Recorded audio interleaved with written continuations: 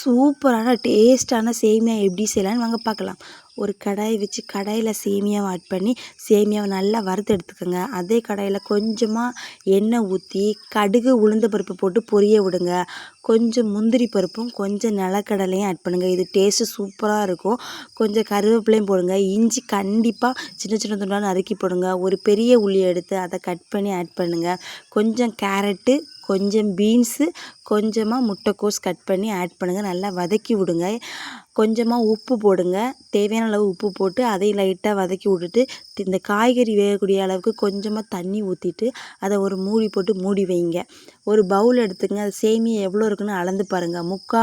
முக்கா அளவு சேமியானா அதுக்கு அரை பங்கு நம்ம தண்ணி ஆட் பண்ணணும்.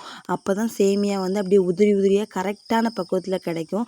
தண்ணிக்கு கொஞ்சமாக உப்பு போடுங்க. இந்த தண்ணி நல்லா கொதித்த பிறகு நம்ம வறுத்த சேமியாவை கொஞ்சம் கொஞ்சமாக ஆட் பண்ணுங்கள். நல்லா கிண்டாதீங்க, லைட்டாக கிண்டி விடுங்க. நல்லா கிண்டினா சேமியா வந்து நல்லா பொடிஞ்சு கட்டி கட்டியாக ஆயிரும்.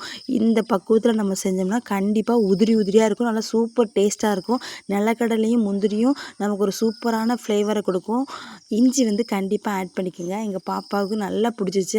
ஆக்சுவலாக அவள் சேமியாவே சாப்பிட மாட்டேன், இன்றைக்கி நல்லா சாப்பிட்டா. எங்கள் அப்பாவும் சூப்பராக இருக்குன்னு சொன்னாங்க. எனக்கு ரொம்ப ஹாப்பியாக இருந்துச்சு.